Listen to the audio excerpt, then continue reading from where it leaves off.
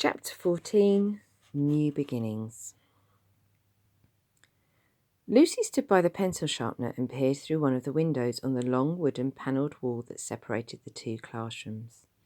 She had felt miserable when she had heard that Willie was to leave her class. It was Monday morning in the third week of January, her first day without him. She pressed her cheek against the glass and gazed wistfully into Mrs. Hartridge's class. "Lucy," said Mrs. Black, "this is the third time you've sharpened your pencil in the last 15 minutes. There won't be anything left of it, and looking through the window won't help either." Lucy blushed and hurried back to her table. There were usually 15 pupils in Mrs. Hartridge's class, ranging from 9 to 14 years of age. On this particular Monday, there were only 10 present. 3 children who had a 2-mile walk to the school hadn't arrived because of the snow, and Harry Padfield and Polly Barnes were helping out on their parents' farm. Willie sat in the front row and shared a double desk with Patsy Finch, a dark-haired, easy-going 9-year-old with light brown eyes. Although their desks were joined, they had separate benches which folded up and down. Each desk had an inkwell hole and a long groove for pencils and pens. Some of the pupils had white porcelain inkwells which were filled with pale blue watery ink and slotted into the holes. It was Willie's first proper desk. He felt so exhilarated with it that he tingled every time Mrs. Hartridge asked him to take a book out or put a book away. To his left, in another double desk, sat 11-year-old Fred Padfield and Zack. Sorry, seems to have lost focus there. Fred had been moved from the third row to the front for being lazy. Zack sat on his left by one of the windows. Carrie and Ruth Brown, one of the evacuees at the vicarage, sat behind them, and behind Willie and Patsy sat Ginny and Herbert Woods, one of the absent children. George, who was now 12, sat behind Ginny in the third row, and the eldest in the class sat in the fourth row. A long funnelled stove stood opposite the corridor between the 4 rows of desks. On it was perched a large saucepan of simmering milk, and surrounding it was a square fireguard where several pairs of steaming socks were hanging. To the left of the stove was the door which led into the hallway. There were 3 large windows in the classroom, 2 at the back and 1 on the left. The panes were crisscrossed with wood and had looked very pretty when the first snow had settled on the corners. On the right of the room, beside the panel wall, stood the nature table. Mrs. Hartridge sat at a high oak Dickensian desk with a fixed seat. Underneath the desk, facing the class, was a door which opened, revealing a row of shelves with books on them. Behind the desk and around the walls were low bookcases filled with books. A blackboard on an easel stood diagonally in front of Zack and Fred, and behind that was a tall cupboard with paper and scissors, paints and brushes, old magazines, textbooks, and chalk and crayons inside. On the left wall and at the back of the class were 2 paintings, a nature chart, the names of the monitors for that week, and a picture of Christ in a white robe surrounded by children of every nationality. At 8:45, Willie had walked in, accompanied by Zack. The twins had followed soon after. By 5 minutes to 9, George had arrived, looking very pale and swollen-eyed and wearing a black armband. He smiled weakly at Willie. His brother Michael had been reported missing, believed dead. A memorial service had been held for him the previous day, and the village had given the vicar money towards a plaque to be placed in the church. Willie had stood awkwardly while the others moved into their seats. Mrs. Hartridge had smiled at him and asked him to sit next to Patsy. They had stood up for prayers and sat down. "I'm sure we would all like to welcome William Beach to our class," she had said, turning to him. "You know what excellent progress you've made and how hard you've worked." Willie had tried to cover his embarrassment by scowling, but Patsy had smiled so sweetly at him that the scowl didn't last long. Mrs. Hartridge gave him a history and geography textbook, a spelling and arithmetic book, a nature and English book, a jotter, a pencil, and, what thrilled him most of all, his own pen. It had a long, slim wooden handle with a nib fastened at the end. "Take care of it," she had said. "I'll see how your writing is this week, and if it's good enough, you can begin writing in ink next week." Willie had laid the pen carefully in his desk, and now his first lesson had begun. First, they had to chant their 12 times tables, while Willie managed to get up to 6. He had practiced them long enough. By the time the class had reached 12, only Carrie and Ruth were still chanting. "Same 2 again," said Mrs. Hartridge. "Hands up, who managed to 11? 3 hands were raised. 10? 2 more went up. 9, 8, 7, 6. Willie raised his hand. "Well done, William. I know you've only learned up to 6. 5? George raised his hand at 3, but she didn't scold him. "Today we're going to do long multiplication. George and Frederick, I'd like you to revise your tables. William, I'd like you to begin 7 times tables, and I'll give you some sums of your own. For the rest, take these down," and she walked over to the board and chalked up 4 sums. After arithmetic, they had an English language lesson, which was on nouns. Willie's head was spinning. He turned to look at Zack and saw Carrie passing him a note. Zack glanced surreptitiously at it on his knee, checking to see if Mrs. Hartridge was looking. He turned back and nodded. She looked a little scared.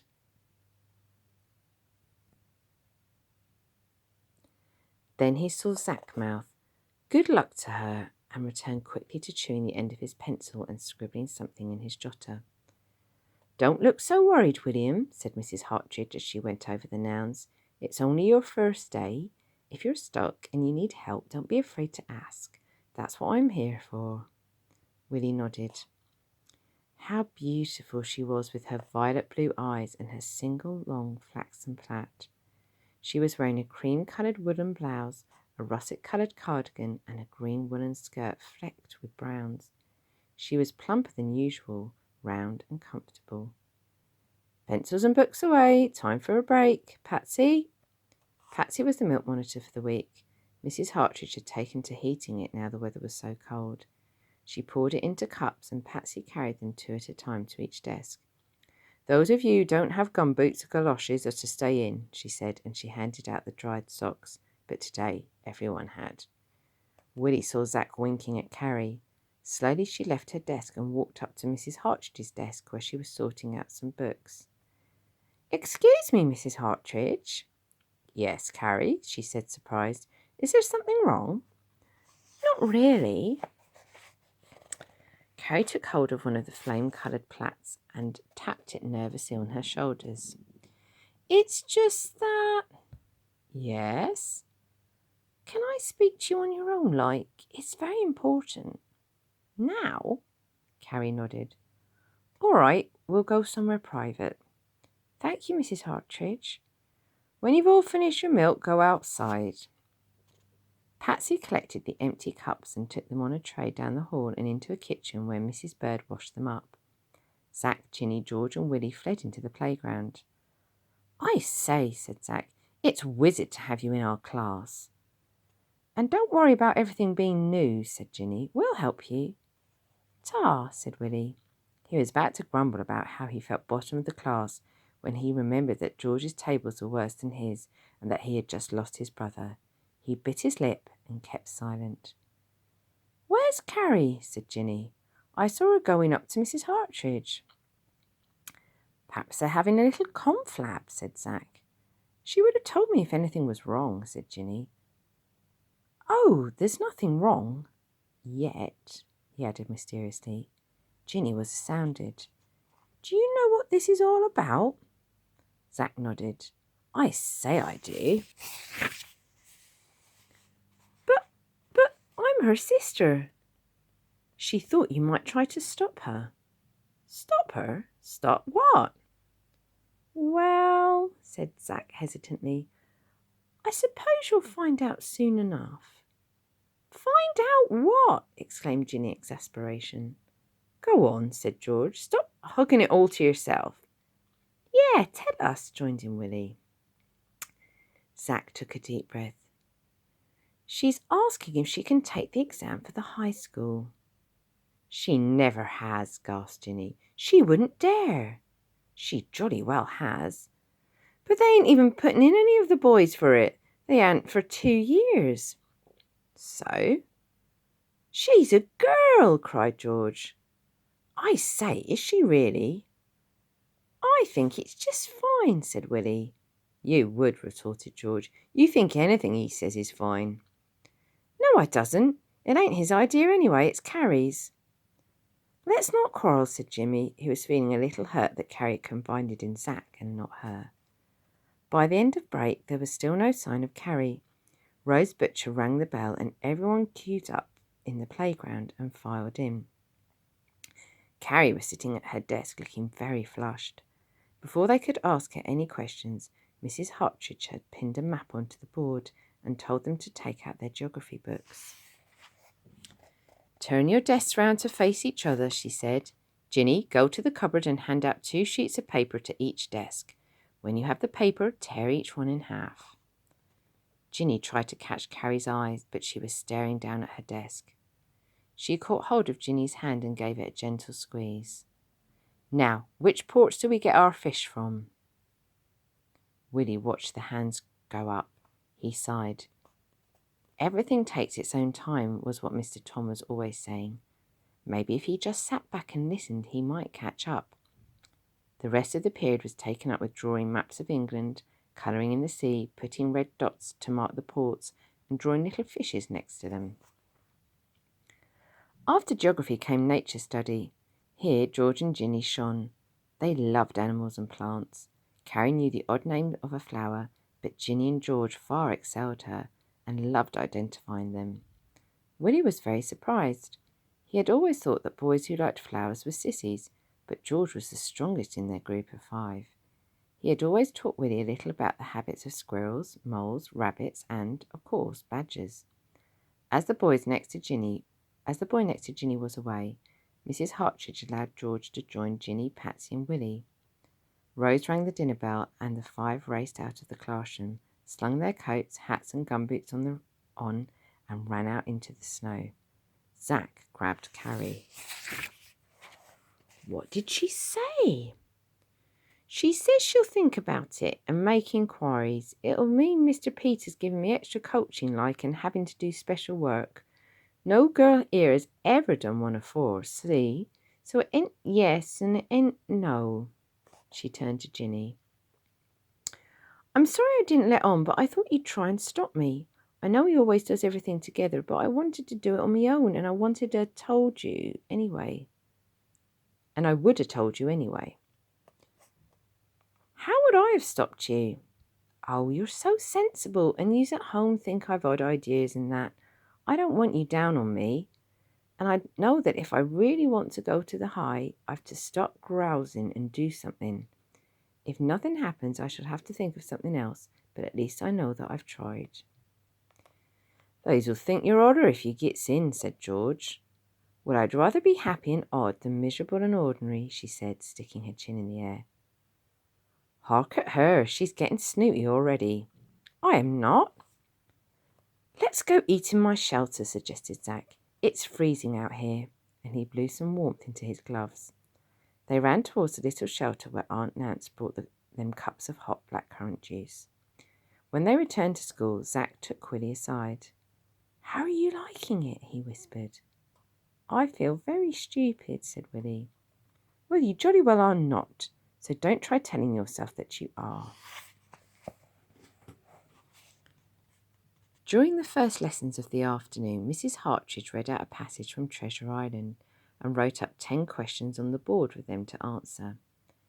Remember, she said, that you start your answer with a statement, so that if I say, what is your name, you write, my name is John Smith, or whatever. She came over to Willie to give him an English exercise book and to show him how to lay out the date and the subject. It was difficult for Willie to write the answers, but he managed to finish somehow. They swapped books with the person next to them and put crosses or ticks as Mrs. Hartridge told them the correct answers. When Patsy handed back his book, she stared at him. You got 8 out of 10, she said in wonder, and it's only your first day. Who has full marks? Asked Mrs. Hartridge. Carrie raised her hand and flushed. Mrs. Hartridge smiled.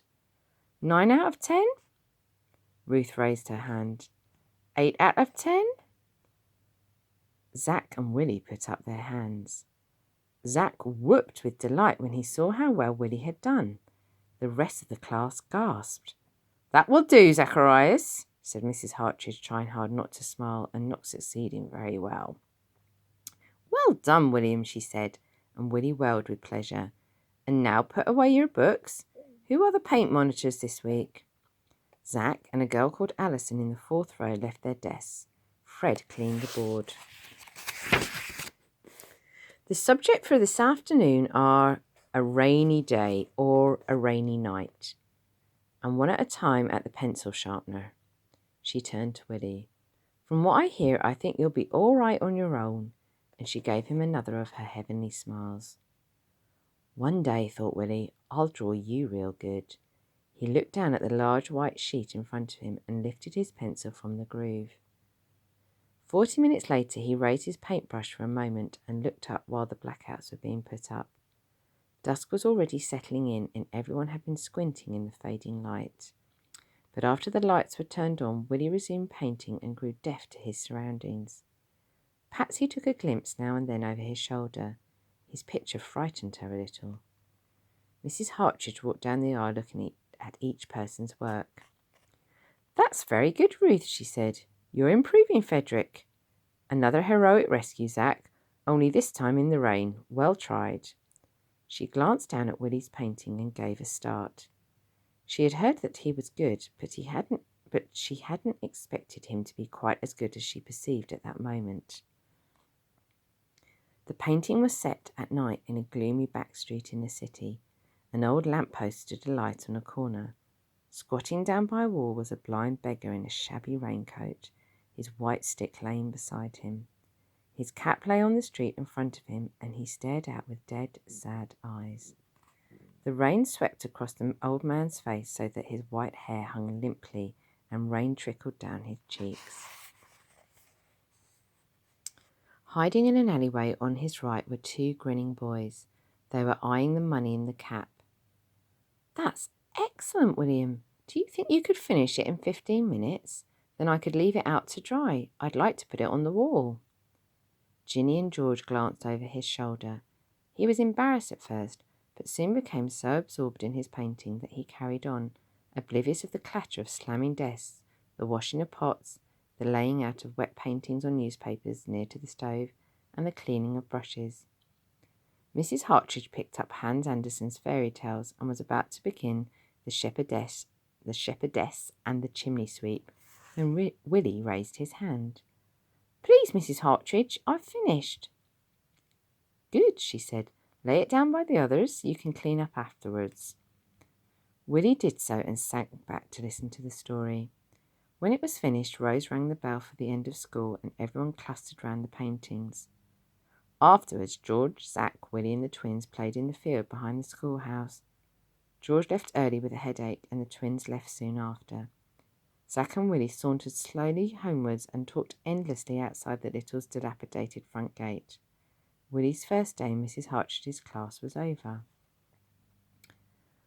One Friday morning in the first week of March, Willie looked out of his window to find that the snow had thawed completely and piebald fields of brown earth and tufts of grass now lay exposed all around the village. The river was almost bursting to its banks, and through the still naked trees Willie could make out the chimney of Spooky Cot. Two black birds cawed their way past the graveyard and headed in the direction of the woods. Willie unfastened his window a little. It was a beautiful day, clear and sunny. He breathed in the cool, crisp air and was filled with so much energy that he too felt like the swollen river. After putting on his clothes and making his bed, he clambered down the ladder with his chamber pot. "Sammy!" he called. "Sam, here, boy!" A loud barking came from the garden. No sooner had he opened the back door than Sam came flying in. Tom stuck his head out of the air raid shelter. He was pumping out water. "You looks full of beans," he said. "You might as well go for a run now. I'll have your breakfast started when you come back." Willie ran back into the house, put some coke in the range, slung on his gumboots, overcoat and balaclava, while Sam twirled round and round his ankles. They spurted through the back garden and headed out towards Tom's field and beyond. Yahoo! He yelled. Yahoo! Yahoo! Yahoo! And he sprinted along the lane. He began to laugh. Sam scampered on ahead, showing off, chasing his tail and enjoying Willie's excitement. Eventually, Willie turned back and Sammy followed him home. The balaclava hung back from his face, exposing flushed cheeks and 2 red ears. That Friday was to be a special day. Zach, George, he and the twins had at last arranged to meet at Zach's after school to discuss plans about visiting Spooky Cot. They were to bring tea so they could leave Zach's immediately to go to a meeting in the village hall to hear which play Miss Thorne had chosen to produce next. After breakfast, Willie helped Tom make up sandwiches and then spent 10 minutes going over yards, feet and inches before leaving for school. He met Zach in the arch lane and they talked about the Spooky Cot enterprise and the possible new play.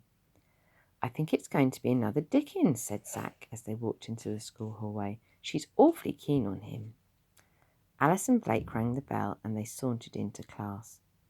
George had been moved into the second row next to Ginny, and Carrie had been moved to the back row with the older ones. Although she was 10, she had already reached the standard of a 13-year-old. Since most children left at 14, Mrs. Hartridge hoped that Carrie would obtain a scholarship, otherwise she would have to spend the next 3 or 4 years working on her own. She had spoken to her parents the weekend after their talk and had explained that Carrie was bright enough to take the exam. Her mother had objected at first. What about uniforms? She had said. Mrs. Hartridge had assured her that there was always people who were willing to sell uniforms that their children had grown out of. And she hadn't even taken this here examination yet, Madge, Mr. Thatcher had added. Let's take one thing at a time. Secretly, he was rather proud that one of his daughters wanted to take it. The war was encouraging girls to be more independent now. They both finally agreed. Most of her evenings were now spent doing homework and swatting, and her mother allowed her to miss out on some of the household chores as long as she made up for them after the exam. Willie had by now settled happily into his new class. He adored being near Miss Hartridge, and he watched her stomach gently expand with each passing week. He loved the way she moved and smiled and the soft cadence of her voice. However, he, like the others, couldn't wait for the hours to fly that Friday. Eventually school ended and they all fled to the Littles' cottage and up to Zach's bedroom. They discussed plans for the Spooky Cot expedition, which was to take place on Saturday, and later made their way to the play meeting. Miss Thorne announced that they would be presenting Toad of Toad Hall. When they had left the village hall, Willie and Zach chatted briefly at the Littles' gate and arranged to meet the following afternoon. Oops, sorry. Willie sang as he walked down the lane. He was still bursting with energy. Oh, now I've lost focus. Let's see.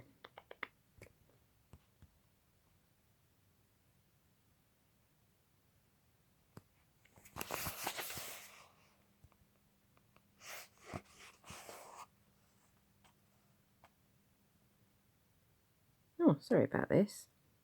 Can't really see. Right.